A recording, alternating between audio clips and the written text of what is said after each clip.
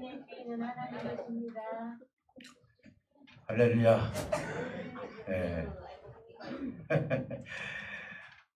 그 아픈 몸도 하나님의 것이에요. 네. 오늘 이 예수님이 왕이신 이유에 대해서 오늘 본문 말씀을 통해서 다시 한번 우리가 한번 인식을 해보고 왜 우리의 주인이신지에 대해서 오늘 본문에는 세 가지를 통해서 우리에게 말씀하고 있어요. 사실은 이제 4월 2일이 종려주일이고 그 다음 주일날이 부활주일에서 3월달, 4월달 하면 예수님의 고난과 그리고 부활과 승천에 대해서 우리가 말씀을 주로 그렇게 잡고 말씀을 드립니다. 오늘 이 본문 말씀 가지고 왜 우리의 왕이신지 그 부분을 더 깊이 한번 생각해보고 하나님께 찬양과 감사를 올릴 수 있는 그런 시간이 되시기를 주님으로 축복해 드립니다. 사실 오늘은 예수님께서 본격적으로 고난의 사역이 시작된다라고 볼 수가 있어요. 예수님은 30년 동안 이제 인간의 육체 속에서 인간을 체험하면서 사셨어요. 그리고 여러분 잘 알다시피 3년이라는 공생의 기간 동안에 여러 가지 일들과 하나님의 말씀에 대해서 선포했고 그리고 표적도 보여주셨고 소망도 주셨죠. 근데 오늘 이 장면은 33살이 되셔서 이제 거의 사역의 마지막 부분이다 이렇게 보시면 될 것 같습니다. 그래서 이게 예루살렘에 입성을 한다라는 것이 예수님께서는 특별할 일이 없었어요. 왜 그러냐면은 이미 12살 때부터 예루살렘에 유월절을 지키기 위해서 가셨기 때문에 예루살렘에 가셔서 선생들하고 토론도 했고 그리고 질문도 했고 그리고 그의 입에서 나오는 그 권위의 말씀을 통하여서 사람들이 놀랄 정도로 그래서 예루살렘을 오고 가고 하면서 나름대로 예수님은 예루살렘에 대해서 너무나 잘 알고 계셨죠. 근데 오늘은 특별하게 예루살렘에 입성하셨다 이렇게 성경은 말씀을 하고 있어요. 예루살렘에 들어갔다 이렇게 얘기를 하셔요. 그건 뭐냐면 오늘은 내가 만왕의 왕이라는 그것을 선포하기 위해서 들어가신 거예요. 일종의 선포식이죠. 우리가 대통령이 취임을 할 때 그 취임식이 있듯이 우리 예수님께서도 이제는 이 땅에서 왕으로서 내가 어떤 왕인지에 대해서 확실하게 보여줄 수 있는 그 장면이 고난을 받으시고 죽으시고 부활하시고 승천하시면서 이 모습을 보여주기 위해서 첫 단계가 예루살렘에 입성하셔서 내가 메시아이고 왕이라는 것을 보여주는 장면이다. 이렇게 볼 수가 있는 거예요. 그래서 성경에서 예루살렘에 입성하시는 이 모습은 그래서 우리는 그것 때문에 중요하게 생각을 하고 있는 것입니다. 이 내용을 잠깐 요약을 한번 해보면 이렇습니다. 여기에 보면은 감난산도 나오고 그 다음에 벳박에도 나오고 베다니도 나오고 이름이 다 나와요. 성경에서 이름은 특별한 의미들이 많이 있어요. 예를 든다면 오늘 벳박에와 베다니는 예수님께서 자주 돌아다니셨던 부분이에요. 근데 그곳은 말 그대로 가난과 고난과 역경이 있는 장소, 병이 있는 자리다라고 볼 수 있어요. 왜냐하면 성경에서도 이 벳박이라는 그 뜻이 덜 익은 무화과의 집이다라는 뜻을 가지고 있어요. 여러분들 과일을 잡수실 때 익은 과일을 잡수십니까? 덜 익은 과일을 잡수십니까? 네, 익은 과일 잡수시잖아요. 근데 이 동네는 덜 익은 과일을 먹어야 할 정도로 가난한 동네였어요. 그리고 1년에 2번씩 무화과 나무에서 열매를 열리는데 첫 번째 열매는 먹기가 힘들어요. 그러니까 그런 열매들은 주인이 안 먹고 지나가는 나그네와 그리고 그 동네 사람들이 먹을 것을 거기서 찾아서 먹게 되죠. 그리고 그만큼 고급스러운 음식을 못 먹었다는 것이죠. 네. 그렇기 때문에 벳박에 그만큼 가난한 동네다라는 뜻을 가지고 있고 베단이라는 것은 가난과 고통과 슬픔의 그런 그 의미를 가지고 있는 지역이다. 여기는 마리아와 마르다와 나사로가 살았었고요. 그리고 문둥병을 가진 사람들이 많이 있었고 그렇기 때문에 예수님은 예루살렘에 직접 바로 들어가신 것이 아니라 이 땅을 걸쳐서 들어갔다는 거죠. 여기는 어떤 의미가 있다라고 봐요. 왜냐하면 예수님은 정말 낮고 천하고 가난하고 병들고 힘든 사람들을 위해서 이 땅에 오셨기 때문에 물론 부한 사람들도 위해서 오셨겠지만은 여기를 그냥 놓고 들어가시기는 우리 예수님께서는 허용이 되지 않았다는 것이죠. 그만큼 예루살렘 입성의 의미를 이 지역을 거쳐서 갔기 때문에 오히려 하나님께서 입성에 대해서 더 의미 있게 얘기했다. 그리고 더더군다나 그곳에서 나귀 새끼를 얻었다는 것도 의미가 있는 거예요. 오늘 보니까 두 제자를 불러가지고 뭐라고 얘기합니까? 맞은편 마을에 가면은 나귀 새끼가 묶여 있는데 그것을 갖다 풀어서 가져오도록 해라. 혹시 만약에 그 임자가 왜 풉니까? 라고 물어봤을 때 그때는 주께서 쓰시겠다 이렇게 이야기를 하라. 그리고 해서 왔어요.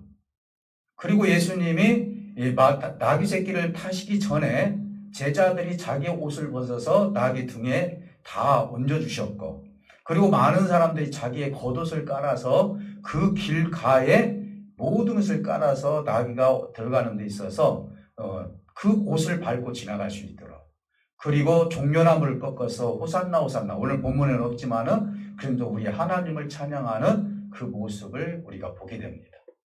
이 모습 어느 정도 보였을 때 많은 사람 찬양을 쓸 때 바리새인 중에 일부가 와서 그렇게 얘기를 해요. 선생님, 당신의 제자들을 책망하소서라고 얘기를 해요. 왜 그럴까요? 내가 보기에는 이것이 우스꽝스럽다 이거예요. 어떻게 이렇게 당신이 왕이라고 하면서 이렇게 오나? 이것은 어떻게 보면은요, 제자들을 책망하는 것이 아니라 앞에 계신 예수님을 무시하는 거예요. 그래서 예수님께서 뭐라고 말씀하십니까? 이들이 찬양을 하지 않으면, 제가 각색해서 얘기를 해요. 나를 높이지 않으면은 돌들이 소리를 지를 것이다. 이렇게 얘기를 해요. 이만큼 내가 이 찬양을 받는 것은 당연한 것이다. 라고 이야기하고 말씀을 드리는 것입니다. 자, 오늘 우리는 여기서 간단하게 말씀을 드렸지만 세 가지의 하나님이 메시아이고 하나님이 왕이시라는 것, 이걸 우리에게 분명하고 확실하게 선언하고 있다는 것을 세 가지를 통해서 알 수가 있어요. 그 하나는 뭐냐? 주가 쓰시겠다는 거예요.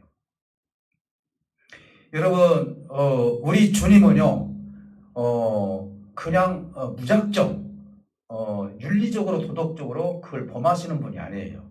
근데 오늘 본문에서 보니까 두 제자에게 말을 하는 거예요. 수식어를 붙이지 않아요. 야, 가가지고 내가 예루살렘에 입성을 해야 되고 나는 하나님의 아들인데 내가 그것을 좀 타고 가야 되겠다. 그러니까 주인에게 말을 해서 허락을 받고 이렇게 해서 가져오도록 해라. 이런 말씀이 없어요. 그냥 간단 명료하게 뭐라고 해요? 지금 묶여있는 그 나귀 새끼를 풀어오너라. 그리고 그 주인이 왜 풀어갑니까? 라고 했을 때는 주께서 쓰신다고 얘기를 해라. 이렇게 말씀하시는 거예요. 그러면 이것은 어떤 의미입니까? 우리가 지금 만약에 우리가 이런 일을 했다 하면은 이것은 큰 일을 당하잖아요. 세상에서 법이라는 것이 있기 때문에 어떻게 남의 것을 함부로 가져올 수가 있어요? 그럴 수가 없어요. 그러면 이 당시에 우리 주님께서 왜 이런 말씀을 해 주셨는지 우리가 한번 생각해 볼 필요가 있어요. 그것은요, 주님이 이렇게 이야기를 합니다. 간접적으로 이 땅에 나귀의 주인은 있지만 그러나 본질적으로 이 땅의 모든 것은 나의 것이다 라고 얘기하는 거예요. 왜 그러죠? 하나님은 우리를 창조해 주셨기 때문이에요. 사실은 이 창조의 만물과 그리고 우리의 모든 것들은 원주인은 누구예요? 하나님이시라는 거예요. 주님은 그걸 나타내기를 원했어요. 너의 것이 되기 전에 먼저 이 만물을 창조하고 너희들에게 이 모든 것을 쓸 수 있도록 허용하신 분은 하나님이시라는 것을 내가 쓰겠다는 단어 한마디에 우리에게 그분은 만물의 주인이시고 창조주시라는 것을 우리에게 확실하게 말씀을 하고 있다는 사실이에요. 사랑하는 성도 여러분, 세상의 모든 만물이 하나님의 것이라면은 우리들도 역시 우리의 삶 가운데 있는 모든 것은 실제 주인은 바로 누구입니까? 하나님이신 거예요. 당신은 하나님의 것입니다 라고 우리 서로 인사했죠. 네. 여러분, 우리가 보통 보면 내 것이라는 개념이 너무너무 많아요. 세상에서 조금만 손해를 보고 이것이 나에게 유익을 주지 못했을 때 오는 그 가슴 아픈 것들은 너무너무 많아요. 내가 무엇인가를 잃었을 때, 돈을 잃었든지 건강을 잃었든지 무엇을 잃었든지 간에 내 가운데서 억울함이 있을 수도 있어요. 이것은 인간적인 생각이에요. 인간이 가질 수밖에 없는 생각이죠. 근데 우리 주님은 그 전에 세상의 모든 만물과 너는 다 내 것이라는 것을 선포하고 있는 거예요. 생각해 보시기 바랍니다. 그래서 우리의 삶은 시간과 관계와 물질과 모든 것들은 실질적으로 내 것인 것처럼 느껴지지만은 실질적으로 하나님의 것이라는 거예요. 이 나귀의 주인도 우리 하나님께서 뺏어온 게 아니에요. 뺏어온 것이 아니라 하나님께서 쓰신 것이죠. 그리고 다른 복음서에서는 뭐라고 합니까? 나귀 새끼만 온 것이 아니라 애미까지 따라와요. 그래서 결국은 나귀 새끼를 다 타고 내려가셔서 그냥 애미가 자기 원래 집으로 갈 때 나귀 새끼가 따라가죠. 잠깐 쓰신 것이죠. 주님은 우리를 뺏으시는 분이 아니에요. 우리의 물질을 뺏는다거나 우리가 가지고 있는 것을 뺏어가지고 마음대로 쓰시는 분이 아니라 우리 하나님께서 내가 너희의 주인이라는 그 의식을 심어주기 위해서 우리 주님은 가서 나귀 새끼를 끌어오너라 이렇게 얘기를 한 거예요. 주가 쓰시겠다. 사랑하는 성도 여러분, 우리 주님이 우리에게 말씀하십니다. 만약에 여러분들의 자녀를 기도 중에 내가 너의 자녀를 쓰겠다라고 만약에 하나님이 말씀하셨을 때 여러분들의 반응은 어떨까요? 내가 힘들게 낳은 자식이고 이 자식이 내 꿈이고 이 자식이 나의 전부인데 하나님께서 나를 선교사로 쓰겠다, 목사로 쓰겠다 만약 혹시 그렇게 응답을 주신다면 여러분들의 반응은 어떨까요? 아마 즉각 순종하시는 분도 있겠지만 적어도 40일은 기도해 봐야 되지 않겠습니까? 라고 하면서 아마 기도하시는 분들도 있고 어떻게 해서든지 그것을 한번 하나님께 뒤물려서 이 아들은 아닙니다 라고 할 수도 있지 않겠어요? 저는 그래서요, 한다라는 여자가 얼마나 훌륭한지 저는 다시 한번 느껴져요. 그런 나기 전에, 자녀를 낳기 전에 하나님이 아들을 주시면은 내가 하나님께 나실로 바치겠습니다 라고 할 정도라면은 이가 가지고 있는 믿음이 얼마나 큰지를 우리가 알 수 있어요. 사랑하는 성도 여러분, 우리의 시간도 내 것이 아니에요. 내가 가지고 있는 물질도 내 것이 아니에요. 우리 가족도 사실은 내 것이 아니에요. 다 누구 것입니까? 하나님의 것이라는 것이죠. 이런 의식 속에서 우리가 살아갈 때 하나님은 내가 병들고 가난하고 힘들다 하더라도 하나님은 선용하시는 하나님이에요. 만약에 하나님이요 더 고급스럽게 들어오신다면은 여기서 나귀 새끼를 타고 오는 것이 아니라 가장 귀한 백마를 타고 들어오셔야잖아요. 근데 그렇지 않고 가장 천민 정말 나약하고 연약한 그 동네에서 나귀 새끼를 얻어 타고 오셨다라는 것은 우리 하나님께서 가난한 자의 것도 쓰시겠다는 거예요. 부한 자도 쓰시고요. 보통 보면 이렇게 우리는 생각합니다. 내가 병들었는데 하나님으로부터 내가 쓰임받는 것이 뭐가 있겠습니까? 얘기하는데 아니에요. 하나님은요, 우리 예수님께서 사역하실 때 날 때부터 앉아있는 사람도 죽은 사람도 병든 사람도 어떤 사람도 그때그때마다 쓰셔서 하나님의 영광을 보게 해 주셨다는 사실을 놓고 본다면 오늘날 내가 가지고 있는 어떤 형편과 처지를 나는 너무나 나약하기 때문에 하나님께서 안 쓰셔. 나는 알지도 못하기 때문에 나를 안 쓰셔. 나는 내가 알고 있는 거 하나님에 대해서 전혀 없으니까 나를 안 쓰시가 아니에요. 하나님은 어떤 모양과 어떤 모습이 있다 할지라도 하나님은 다 쓰신다는 사실을 믿으시기를 주님으로 축복해 드립니다. 그러니 저와 여러분들은요, 하나님께서 쓰실 수 있도록 내 시간과 내 삶과 내 물질과 내 모든 가족과 내가 가지고 있는 이 모든 것을 하나님 초점을 맞춰서 이것은 전부 하나님의 것입니다 라고 고백하면서 살아가는 것이 참으로 지혜로운 사람이고 하나님을 제대로 아는 사람이다 라고 볼 수가 있는 거예요. 그래서 우리 하나님은 만물의 주인이시기 때문에 우리의 왕이 되신다는 것을 믿으시기를 주님으로 축복해 드립니다. 나의 왕이에요. 믿습니까? 또 하나는 우리 하나님께서 왕이신 예수님이 겸손한 나귀 새끼를 타고 들어가셨다는 거예요. 이것은 스가랴 9장 9절에서 이미 말씀하고 있어요. 여러분 잘 알다시피 어떤 모습으로 이렇게 이야기를 합니까? 시온아 따라 크게 기뻐할지라, 그리고 예루살렘에 따라 즐거이 부를지어다, 이렇게 얘기를 하고 있어요. 여러분, 예루살렘과 시온의 차이가 어디가 있습니까? 시온이란 땅이 있습니까? 우리 성경에 시온이란 땅은 없어요. 우리가 보통 새해를 맞이하면 시온의 영광이 빛나는 아침, 그 찬양을 하잖아요. 이 시온의 성은 어디입니까? 앞으로 이루어질 하나님을 믿을 하나님의 성을 얘기를 하는 거예요. 예루살렘은 내 눈으로 가시적으로 보이는 그 성이에요. 그 모체를 통하여서 시온성을 하나님께서 만들어 주신 거예요. 그래서 시온의 영광이 빛나는 아침을 우리가 기다리는 거예요. 그 성을 들어가기까지. 그래서 여기서 두 가지를 얘기합니다. 앞으로 하나님의 나라에 들어갈 자들아, 이렇게 표현했어요. 시온에 따라 크게 기뻐해라. 왜 그러느냐? 주님이 지금 예루살렘에 입성하신다는 것이죠. 그걸 위해서. 그리고 예루살렘의 딸들아 즐거이 부를지어다, 찬송하고 하나님을 높여라. 왜? 하나님은 너희들이 구원의 백성으로 삼으시고 그 나라에 들어가게 하시기 때문에. 그러면서 이렇게 얘기합니다. 보라, 내 왕이 임하겠고 공의로우시며 구원을 베푸시는 왕이로다, 이렇게 얘기했어요. 공의롭고 구원을 베푸신다는 거예요. 우리 하나님은요, 죄를 도무지 허용을 할 수 없는 분이에요. 이 죄가를 우리 인간에게 채찍을 때려서라도 그것을 심판을 하셔야 되는데, 주님은 우리 이 연약한 인간들을 심판하시지 않았다는 것이죠. 절대로 우리에게 그 죄를 감당시키지 않았어요. 우리 주님은 인간이 얼마나 연약한지를 아시기 때문에 스스로가 그 죄를 짊어지시고 십자가에서 스스로 죽어주신 거예요. 그러니까 그분은 공의로우신 분이죠. 이 공의로운 것은 하나님 앞에 저와 여러분들이 만약에 서 있다면요, 오늘 이 시간이라도 하나님이 임재해서 내 앞에 서 있다면 우리 살아있는 사람은 하나는 사람도 없어요. 왜? 하나님은 너무나 깨끗하신 분입니다.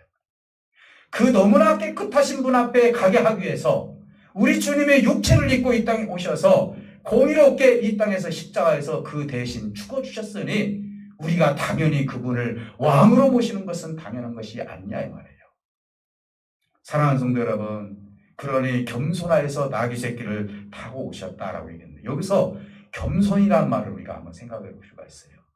우리가 인간이 생각하는 겸손하고 달라요. 주님이 지금 말씀하시는 겸손은 뭐냐면요, 이 겸손 속에 뭐가 들어있냐면 비천과 낮은 모습이 들어있다는 거예요. 어떻게 하나님의 아들이, 어떻게 하나님이 가장 비천하고 가장 낮은 모습으로 처할 수가 있냐, 이 말이에요.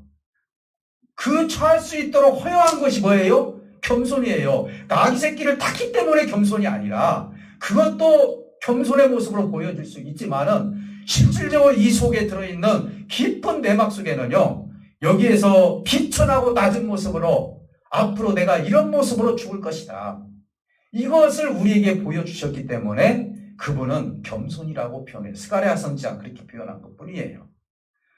사랑하는 성도 여러분, 일반적인 왕의 입성은 어떻습니까? 미국의 대통령이 이제 취임식을 할 때 얼마나 화려해요? 대한민국 대통령이 취임식 할 때 얼마나 화려합니까? 어떻게 만왕의 왕이신 예수님께서 예루살렘에 입성하실 때 이렇게 허접하게 들어갈 수가 있냐, 이 말이죠. 아주 낮고 천하게 들어갈 수밖에 없잖아요. 하나님의 아들이시는데 보통 이스라엘 사람들은 뭐라고 생각합니까? 화려한 모습으로 그리스도가 나타날 줄 기대를 했어요. 그래서 실망해서 예수를 죽인 거예요. 사랑하는 성도 여러분, 일반적인 행사를 놓고 본다면 정말 초라하기 그지없는 우리 예수님의 행사였어요. 사랑하는 성도 여러분, 이 모습은 구원을 위해서 내가 앞으로 비천하고 낮은 모습으로 죽을 것이라는 것을 그 행사 장면에서 이미 우리에게 겸손한 모습으로 보여주고 있다는 사실을 알 수 있어요. 사랑하는 성도 여러분, 오늘 이 말씀을 통해서 우리 하나님은 공의로 스스로 우리 주님께서 십자가에서 죽어주셨고, 그리고 우리를 구원해 주신 것은 하나님의 사랑으로 우리를 구원해 주셨습니다. 이 베푸시기 위해서 죽으시고 그리고 우리를 살려주셔서 구원에 이루어주셨다는 것은 우리는 바로 예수님의 목적이 달성되었다는 거예요. 예수님께서 이 땅에 오셨을 때는요, 잘 먹고 잘 살려고 오신 거 아니에요. 뭐 때문에 오셨어요? 그냥 간단하게 말씀드리면 죽으려고 오셨어요. 이미 이것은 하나님께서 정해놓으신 거예요. 우리는 가끔 예수님을 배반하고 예수님의 말씀을 안 들었던 이스라엘 백성들을 향해서 의분을 할 때가 있어요. 왜 그렇게 살았느냐 얘기할 수도 있어요. 왜 예수님의 마음, 하나님의 마음을 모르느냐? 그럴지라도 그들이 잘 살았던 못 살았던 하나님 앞에 칭찬을 받던 칭찬을 받지 않았던지 간에 우리 예수님은 이미 이 땅에 죽을 것을 작정하고 오셨다 이 말이에요. 그러니까 우리를 위해서 죽어주시고 우리를 위해서 구원해 주셨사오니 오늘 우리는 그분을 만왕의 왕으로 모시는 것은 당연한 사실 아니겠습니까? 오늘 이 본문에서 우리에게 지금 메시지를 주는 것은 그거예요.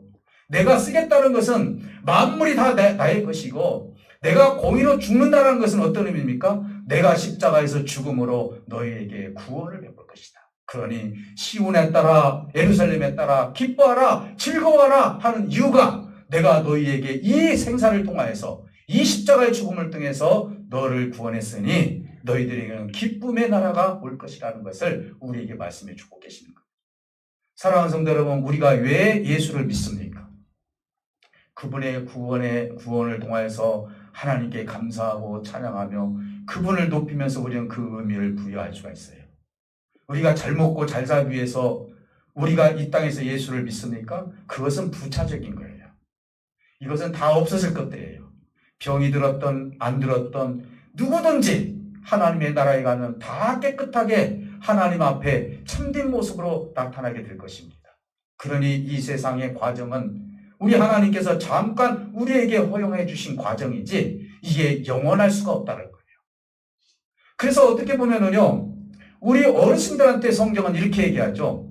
네가 늙을수록 내 영이 청청해지기를 원한다. 우리는 가면 갈수록 내 육체가 죽어져 가고 내 육체가 시들어갈 때 우리가 나이를 먹어보면 알겠지만은 저보다도 연세가 깊으신 분이 있지만 저 역시도 한 해 한 해를 보면은 육체가 약해진다는 사실을 느껴져요. 근데 하나님은 뭐라고 말씀합니까? 너의 육체가 늙을수록 너의 영이 청청해지기를 원한다. 이건 뭡니까? 앞으로 네 영이 청청해짐으로 말미암아 하나님의 시온의 땅, 하나님의 나라에 영광의 나라에 임할 것을 생각하면서 우리 하나님께서는 우리 영이 가면 갈수록 청청해지기를 원하는 마음 가지고 이 기자가 이 말씀을 쓴 거예요. 사랑하는 성도 여러분, 오늘 우리는 그래서 우리는 그분에 대해서 왕이라고 얘기를 합니다. 왕은 우리 전부를 다 해결해 주시는 분이에요. 믿습니까? 사랑하는 성도 여러분, 그렇다면 오늘 세 번째 우리에게 주는 그분이 왕이라는 것은 어떤 것이냐? 이렇게 얘기합니다. 간단하게 돌들이 소리를 지를 것이다. 이렇게 얘기를 해요. 이 의미는 뭐냐면요, 우리가 소유리문답 제1항에 보면은요, 우리가 왜 창조되었는지 그 이유를 얘기를 해요. 뭐죠? 우리가 하나님을 찬양하기 위해서 창조된 거예요. 만약에 하나님께서 우리를 창조하여 주셨을 때 내 속에 찬양이 없다면은, 감사가 없다면은 하나님과 나 사이는 의미가 부여될 수가 없어요. 우리가 예배하고 하나님께 찬송하고 감사하는 것은 하나님께서 가장 기뻐하시는 거예요. 이것은 십자가의 죽음의 열매예요. 십자가의 죽음의 열매가 구원이죠. 그러면 구원받은 사람들은 당연히 두 가지를 해야 돼요. 뭐죠? 그분을 찬양하고 그분에게 감사하는 삶을 살아야 되는 거예요. 그래서 우리가 신앙생활하면서 가장 하나님이 기뻐하시는 것 두 가지만 뽑으라면은 하나님을 찬양하는 거고 하나님께 감사하는 거예요. 여러분, 어떤 삶 가운데서도 하나님을 찬양하는 거 게을리하지 마시고 하나님을 높여드리고 감사하는 거 빼지 마시고 늘 주 안에서 하나님이 내 육신의 장막을 벗는 그날까지 하나님의 감사의 열매가 날마다 열려가는 저와 여러분들이 되시기를 주님의 이름으로 축복해 드립니다. 사랑하는 성도 여러분, 그래서 이 입성 모습에서 바리새인들이 시기 질투를 하면서 뭐라고 합니까? 내가 보니까 우스꽝스러운 거예요. 무슨 100마리 다 타고 로마 장군들이 다 일렬로 서가지고 창을 들고 뭐 호산나 하든지 뭔가 이렇게 보여자마니 무시당하지 않고 그러는데 지금 바리새인들이 봤을 때는 이게 무슨 일이냐. 그러면서 그들이 찾아가서 뭐라고 얘기합니까? 기가 막힌 얘기하지 않습니까? 주님의 제자들을 불러서 책망하소서 얘기하는 거예요. 우리는 이것이 마음에 들지 않습니다. 이렇게 얘기를 해요. 주님 말씀하시잖아요. 아까 서두에 말씀드린 거죠. 이들이 하나님을 찬양하지 않으면은 돌들이 소리를 지를 것이다. 저는 이 말씀 가지고요, 우리가 하나님께 찬양하고 감사할 때요, 내가 감사하지 못하고 찬양하지 못하면은 내 주변에 있는 돌들이 찬양해요. 우리가 돌들이 찬양할 수 있도록 허용해서는 안 된다 이 말이에요. 우리 삶 가운데 내 시간과 내 삶과 혹시 내가 고통스러운 자리에 있다 할지라도, 아니면 내가 기쁨의 자리에 있다 할지라도, 혹시 내가 축복의 자리에 있다 할지라도, 아니면 내가 정말 어렵고 힘든 자리에 있다 할지라도 떠나지 말아야 될 것이 두 가지가 있는데, 그것은 하나님께 감사하여 하나님께 찬양하는 거예요. 여러분, 주로 순교하신 분들이 있죠. 우리 한국의 순교자분들은 다 찬송하면서 돌아가셨어요. 주기철 목사님도 찬송하면서 돌아가셨어요. 손양원 목사님도 찬송하면서 돌아가셨어요. 그런 이거에 대해서 어찌하여서 내가 이런 주의 종의 길을 갔는데 나에게 이런 길을 허용하십니까? 라고 하지 않았어요. 영광에 있는 영광교회에 모으는 사람들이 내 주를 가까이 하려 하면서 목에 돌을 매달고 바닷속으로 뛰어들어갔어요. 던져서 들어갔죠. 그들은 그럴지라도 하나님 앞에 찬양을 잊지 않았어요. 감사를 잊지 않았다 이 말이에요. 잠시만 있으면 내가 하나님 나라에 들어갈 수 있는데, 그러면서 그들은 두 가지를 잊지 않았죠. 감사와 찬양이 떠나지 않았다는 거예요. 돌들이 찬양할 수 있도록 허용해서는 안 되는 거예요. 우리 교인은 하나님 앞에 늘 감사하고 찬양이 넘치는 교회가 되시기를 주님의 이름으로 축복해 드립니다. 여러분 가정도 마찬가지고, 여러분 직장 생활을 할 때도 마찬가지고, 여러분들이 차를 운전할 때도 늘 하나님의 찬송과 찬양이 넘칠 수 있는 그런 삶이 저와 여러분들에게 임하시기를 다시 한번 주님의 이름으로 축복해 드립니다. 사랑하는 성도 여러분, 이제 이 바리새인들이 말했던 것처럼 우리는 침묵해서는 안 돼요. 우리 주님 말씀해 주셨던 것처럼 너희에게 말하니 하나님의 사람들이 침묵하면 돌들이 소리 지를 것이다 이렇게 얘기하는데, 우리 하나님의 백성들은 당연히 하나님께 찬양하고 감사할 수 있는 우리의 모습이 되어야 될 줄 믿습니다. 세 가지예요. 오늘 여러분 이것은 잊지 못할 것 같아요. 너무나 간단하지 않습니까? 주께서 쓰시겠다. 이건 뭐예요? 만물이 다 하나님의 것이라는 것이죠. 그리고 오늘 두 번째는 뭡니까? 하나님의 공의를 실천해서 우리에게 구원을 주시려고 나귀 새끼를 탔다는, 이 겸손이라는 건 뭐예요? 정말 낮고 천한 모습으로 우리를 위해서 죽겠다는 거 아닙니까? 그러니 그 죽겠다고 해서 죽으셨을 때 우리에게 주신 선물이 뭐예요? 구원이라는 선물 아닙니까? 그러니까 당연히 우리 주님은 만왕의 왕이 되시는 거예요. 뿐만 아니라 이제는 이것을 통해서 우리가 날마다 내 입에서 찬송과 감사가 나오니 우리는 당연히 하나님 앞에 영광과 찬송을 떠나서는 아니 될 줄 믿습니다. 오늘 이 말씀을 통해서 저와 여러분들 어떻게 하나님을 섬겨야 될지, 이것 말고도 우리 주님이 메시아이시고 왕이신 것은 얼마든지 증거가 성경에 얼마나 많이 있는지 찾아보면 찾아볼수록 너무나 많이 있다는 사실을 알 수 있어요. 특히 오늘 이제 조금 있으면 종려주일이 오고, 그리고 고난주간이 지나면서 부활주일이 오게 되는데, 이 즈음에 우리가 한 3, 4월 정도 이 기간 동안에는 하나님께 감사와 찬송이 떠나지 않고, 물론 5월달, 6월달도 그래야 해야 되지만 특별히 이 기간만큼은 여러분들이 더더욱 하나님 앞에 가까이 갈 수 있는, 그래서 감사와 찬송을 통해서 하나님께 영광이 될 수 있는 저와 여러분들이 되시기를 다시 한번 주님의 이름으로 축복해 드립니다. 기도합니다. 우리 다 같이 기도합니다. 기도할 때 우리 하나님은 우리들을 향해서 기뻐하실 줄 믿어요. 왜?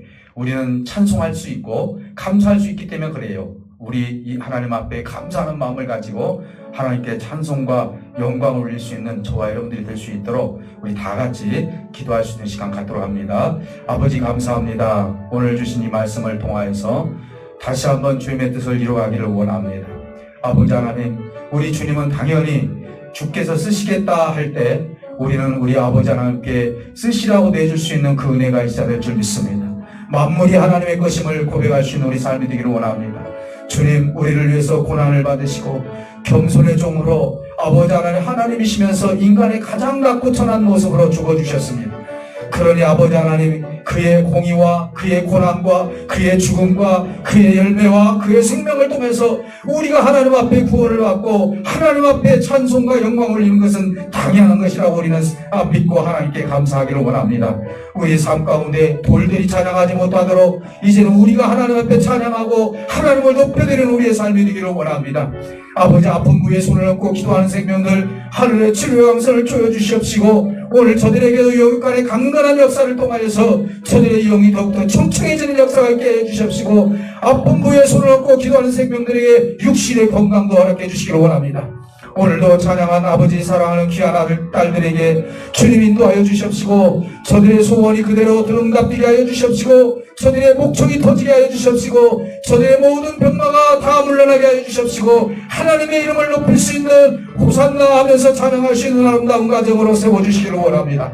하나님 감사합니다. 오늘도 이곳에 모인 사랑하는 귀한 생명들 하늘의 문을 열어주시옵시고 악한 모든 것들에 의해서 시달리지 말게 하여 주시옵시고 오로지 하나님께 찬양과 감사가 날마다 넘칠 수 있는 저들의 삶이 되게 하여 주셔서 열매 있는 삶이 될 수 있도록 인도하여 주시기를 원합니다.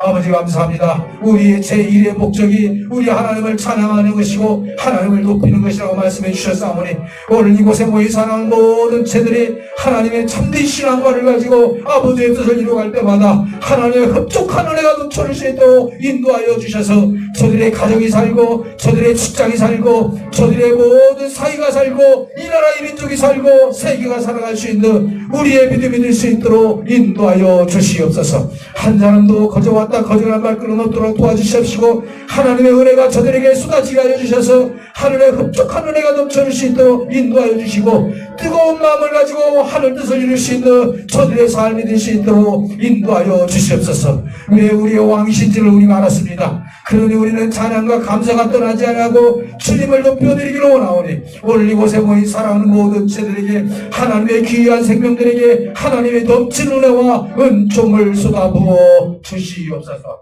온전히 주님께서 함께 주 믿으며 살아계신